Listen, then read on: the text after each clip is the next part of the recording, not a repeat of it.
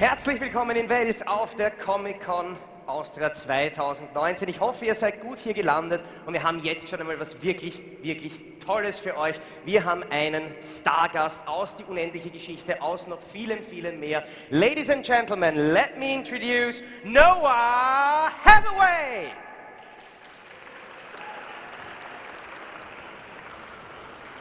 Hello, where do you want to sit? Okay. So, that was a nice raping of my vocal cords, but speaking of that, yeah, but I remember... From the diaphragm. I remember the scene in the Neverending Story where you were on the tree talking to Merle and you had to scream all the time, and I thought like, wow, take 150 must have fucking hurt. For months. Yeah. Well, but you know, you have to learn, I guess there are certain yells, you know, and you kind of have to project a little bit or you really mess your throat up, which I've done in the past. So, you know, yeah, a lot of tea, a lot of honey at the end of the day. Some days with no voice, but you know, it's all part of the job, I guess. And I saw the scene, I saw you climbing the tree and then getting thrown off and falling on your back. It was the 80s, so I guess safety measures were not like up to standards of today. Yeah, they didn't really have many. I mean, we had stunt coordinators, but all the stunts were so kind of big for a child that, you know, you get hurt a lot. But it was fun. Most of it was fun. You said that you get hurt a lot. I have research that you really got hurt. You almost lost an eye during the fight with Mork because one of the claws touched your face. Poked me in my eyeball. Yeah, you were thrown off the horse, and the horse then stepped on you. Horse fell on me, yeah. We were training before we even shot any of the movie, and it was a different horse. It wasn't our tax. It was like a training horse, and it got spooked and went to get out of the corral and jumped the fence and didn't make it and fell on top of me. Yeah, so before we shot anything, I spent almost 2 months in traction in the hospital, like hooked up to like some big thing, and yeah, it sucked. And I thought when I heard about that story, I thought, hey, maybe the scene of the horse dying wasn't even in the script. That was just your way of getting revenge. Like, fuck you, horse. Yeah, I don't know about that. It wasn't the horse, though, poor thing. Man, that was rough. We spent 2 weeks shooting that Swamps of Sadness scene. Yeah. So that was, yeah, I don't think I cried for maybe 20 years after that scene. It took, it was, that's a lot of screaming and crying for 2 weeks straight. Your eyes were empty, yeah, basically. I was done. Just nothing left. And the thing is, though, there was a big rumor that the horse died during... No, they take better care of the horse than they took care of me. Absolutely. Yeah, the horse they watch animals better than the actors. I read that the horse was actually gifted to you after that is correct. You did your research. Yeah, absolutely. They gave me Ashbourne Nell was the name of the horse, was Nellie. They gave me her for a wrap present. So, yeah. That's awesome. Yeah, it was, I mean, we shot for over a year, and I auditioned for another year before that, so it was like 2.5 years of just Neverending Story, which is, you know, I mean, people shoot movies in 30 days now, some movies. Yeah. So in comparison, it's a pretty huge scale.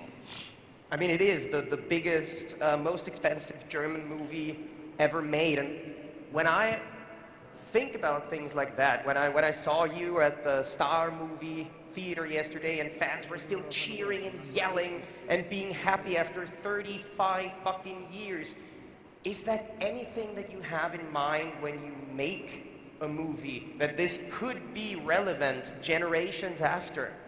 Absolutely not. I mean, you hope that people are receptive to what you do, but I mean, I don't think anybody thinks 35 years later whole movie theaters will be sold out all weekend, you know, 300 people in a theater cheering. Like, yeah, I would have never thought it.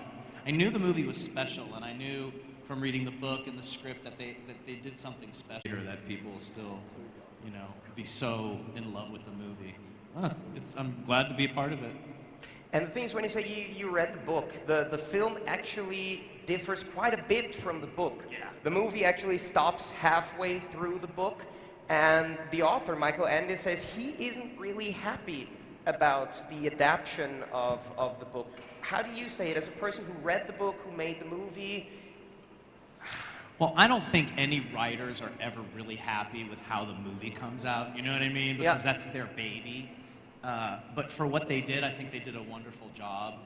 Yeah, they changed stuff. They had to, because stuff that works in a book that you have 5 chapters to develop, you can't do in 20 minutes or 15 minutes. So you kind of have to pick your battles. But yeah, he wasn't crazy about it, but I think they definitely could have done a better job on the second one. I haven't seen it, so I've been told. You haven't seen No. it? Why not? Why? The first one was so good. Why screw it up with the second and the third? Yeah, but isn't there a part of you that says, I want to see how they fuck it up? Nope. No. Not the least? No. Not the least. Nope. I have everybody that at these goes, the second one was horrible. So I'll take their word for it, you know? Yeah. Speaking of sequels, because you were also in a different movie, and do you know that Noah actually was the original Harry Potter? Yeah, you were. I mean, not the Junior, Joanne K. Rowling Harry Potter. You were in a movie called Troll, which was about witches and witchcraft school and yeah, interesting. And John Carl Buechler, the director of Troll, who sadly passed away a couple last month. A few weeks ago, cast you because he saw you in the Neverending Story and said you were great there. Yeah. And originally the movie was planned as a kind of monster slasher movie, but Charles Band, the producer, said, no, let's make it PG-13, which is more cringe-worthy sentence. tongue-in-cheek. Yeah. Yeah, I think that's the only PG-13 full moon ever did. That Charles Band ever did, because he's known for like Reanimator and exactly, which I love Reanimator. It's one of my favorite horror and the movies. Puppet Master series and things like that. Yeah. So the reason Troll just flew into my mind like Falcor is we were talking about horrible sequels, and there is no talk about horrible sequel without mentioning Troll 2. Have you at least seen that? I have. You have? It's horrible. It's horrible. But like that wonderful horrible, like Paramaconda, like really bad like that. Yeah, Troll 2 is... Don't they advertise it as the worst, one of the worst movies ever made? I don't know if it's the worst movie ever made, but it's pretty horrible. But it's funny. I say it's one of my favorite movies of all time, so... I mean... let alone the idea of having actors that do not speak English recite a translated script from Italian word by word, which cannot possibly work. No, it's pretty horrendous, but it's funny. But for you, of course, making Troll must have been a lot easier than making The Neverending Story when it comes to physical... Oh, it was a dream compared to, you know, I think I spent 4 months in Italy shooting, and the cast was wonderful between Brad Hall from Saturday Night Live and Julia Louis-Dreyfus and Sonny Bono, and they were all great. So, you know, I spent the summer in Italy, and yeah, it was fun. We had a great time. So it was super mellow compared to the Neverending Story. Yeah. You spent a lot of time abroad. You I lived in Europe. Germany. You lived in Austria. Well, I spent a couple months tattooing in Austria like 4 years ago, at Boris Tattoo in Vienna. So yeah, I don't like winters in Europe, but I'll take any other month. I love it here. And the thing is, when it comes to the physical things you had to do in your movies, I, again, did my homework, and I read that you were taught in advanced jazz, street dance, Muay Thai, you own a tattoo parlor, you own a motorcycle shop, you speak French. Don't own a motorcycle shop. Not yet? You were planning You know on how it was funny? I was doing a panel, and we were talking about motorcycle shops. And then, like a week later, I hear that I opened a motorcycle shop. We were just talking about like, oh, I love motorcycles. It was turned into. Okay, because it reads on IMDb that I think it was Yeah. dated September. Yeah, we have to 2002 fix or it. something. Yeah, we have to fix that. I don't go on IMDb, so. Yeah. Yeah, but I used to do a lot. I don't do as much stuff now, but when I was a kid, I was a dancer growing up, and like a legitimate dancer. Like I went on tour with Gloria Estefan and Michael Jackson, and so I wasn't just like a little, you know, like I tap danced with Gregory Hines, and but then when I got hurt, I couldn't dance anymore. You So went it on was- tour with Michael Jackson. Yeah, I did Michael's Pepsi commercial. I danced with him on a couple little things, and yeah, I did a Gloria Estefan tour for like 4 or 5 months. So when I wasn't doing a movie, that's what I did to keep busy and make extra cash. Was, you know, just being a dancer. So when you worked with Michael Jackson, I'm sure you know the moonwalk. I do.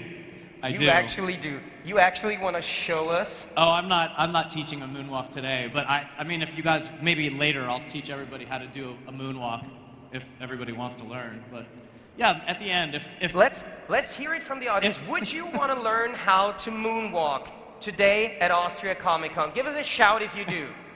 they're like, that's funny. Well, let's say 3 people want to, Yeah, and 3 the people. others are asleep. So maybe we'll ask again At the in end. 5 minutes and see if they change their minds. Something else that I wanted to ask you about is you did loads of movies and stuff in the 80s. Then you had a break and you did one project in 1994 and then another one in 2012. Why the long waits and gaps? A lot of it had to do with my back. My back was so messed up from the accident that it was just really became, you know, between my 18 and 25, those years, just really, really rough to be on set, you know, and work with, you know, I think at that time I had like 6 screws and plates in my lower back, and, you know, kind of rough. So I just decided to go and be a regular person and take time off. And, you know, when you're an actor, your body is your tool, you know, like if you're a musician, your guitar is your tool or your piano, but when you're an actor, your body is your tool. So when you know, you have a fucked up body, you're crippled.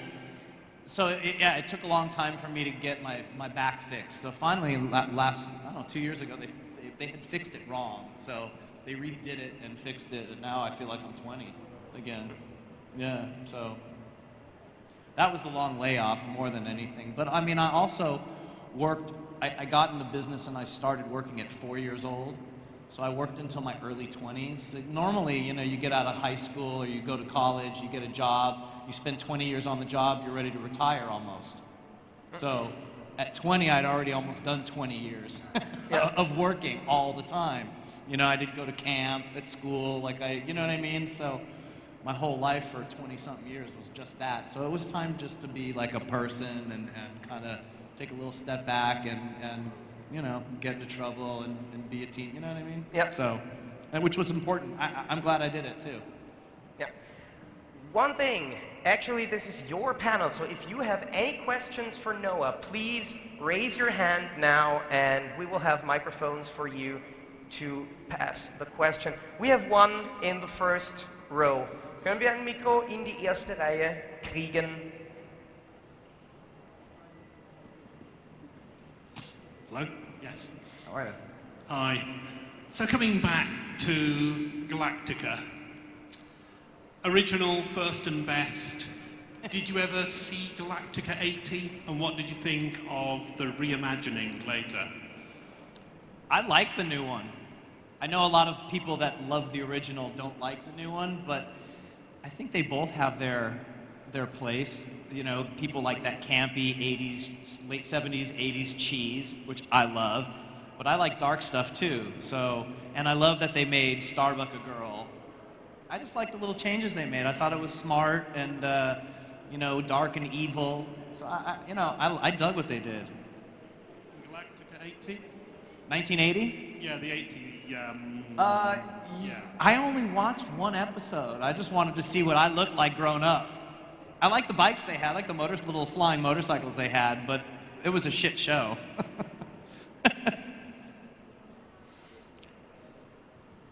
Any more questions? No, so, doch, da.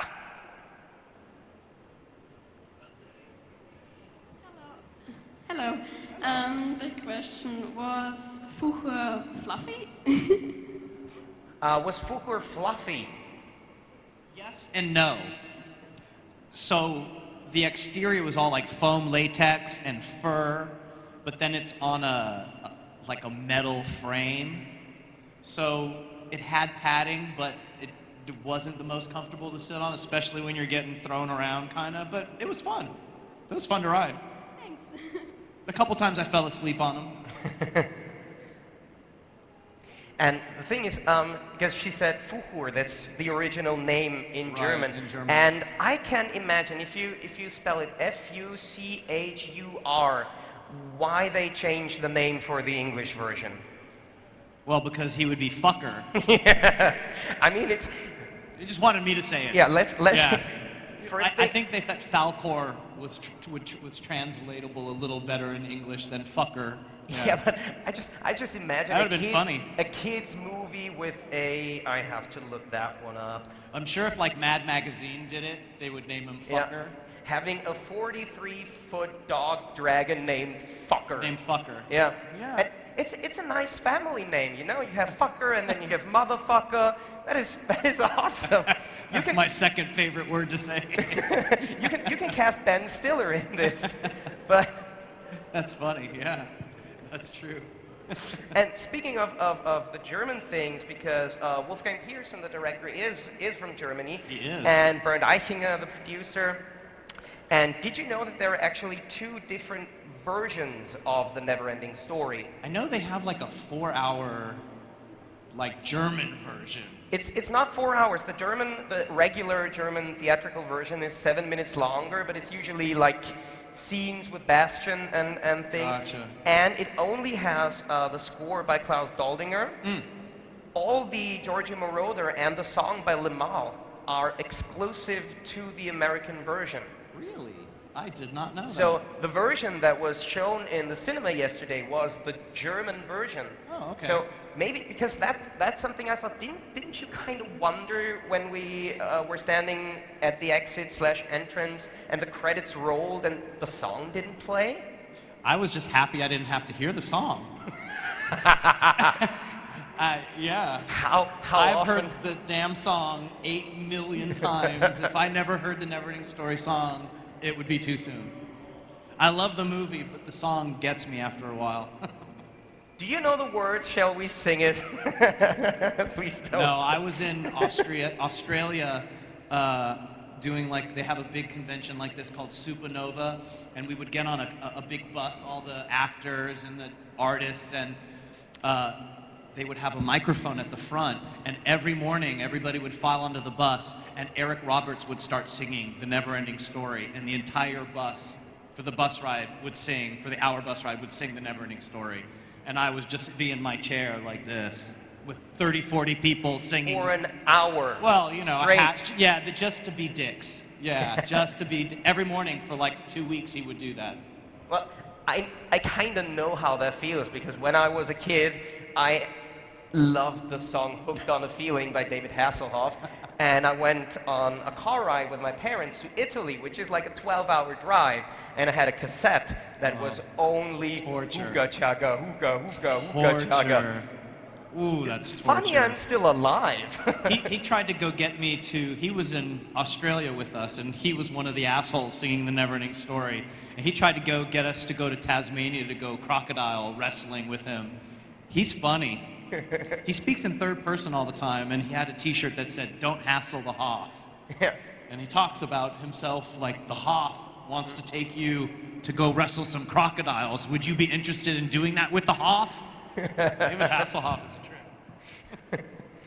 Okay, I looked at my watch. We still have time for one more question. I would like to have it come from you guys. One more question? Yes, second row. Hi. Is there a part of the book that you would like to see in a movie? Like a Is there a special part of the something? Not necessarily in the first one, but in the I wish they had done the spider better, and they had, I haven't seen the second one, so I don't know even if they put that in. I don't think they did. But that was horribly scary in the book, was that the spider, like, that was scary. I wish they had done, I wish they had the funding and the script more like the second part of the book, because in my opinion, the second part of the book is better than the first part. It's scarier, it's more dark, it's, you know, I would have done that. And of course, you would have done the movie, but the reason you were not cast in the second movie was that you were too old. No, they didn't pay anybody. It's not too old, they didn't pay anybody. Okay. Yeah, it's hard to get your actors to come back to make a sequel when you don't pay them what you're supposed to pay them, so. That's why the second movie sucked. Nobody wants to see a sequel with different actors, you know what I mean? It usually doesn't work very well, so. Wah, wah.